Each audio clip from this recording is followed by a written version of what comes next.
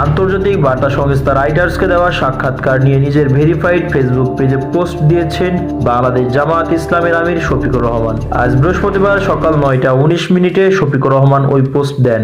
গতকাল বুধবার রয়টার্সকে সাক্ষাৎকার দেন জামাত আমির শফিকুর রহমান। ফেসবুক পোস্টটি হুবহু তুলে ধরা হলো। আন্তর্জাতিক মিডিয়া রয়টার্সকে গতকাল দেওয়া এক সাক্ষাৎকারে রয়টার্সের একজন সাংবাদিক আমাকে জিজ্ঞেস করেন, ভারত যেহেতু আপনাদের প্রতিবেশী দেশ, তাদের সঙ্গে আপনাদের কোনো যোগাযোগ আছে কি না, কোনো কথাবার্তা বা বৈঠক হয় কিনা। তখন আমি বলেছিলাম, গত বছরের মাঝামাঝি সময়ে আমি অসুস্থ হওয়ার পর চিকিৎসা শেষে যখন বাসায় ফিরি, তখন অনেকেই আমার সঙ্গে সাক্ষাৎ করতে আসেন।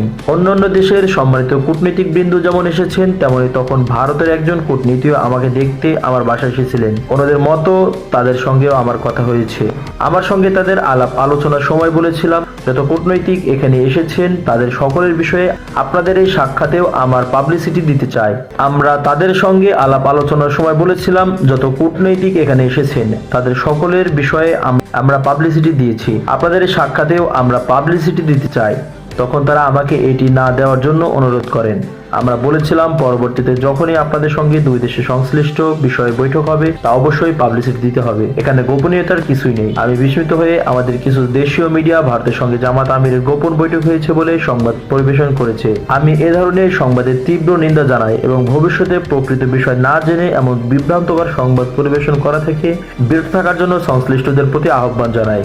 ভিউয়ার্স, এই বিষয়ে আপনার মূল্যবান মতামত কমেন্টে জানানোর অনুরোধ রইল।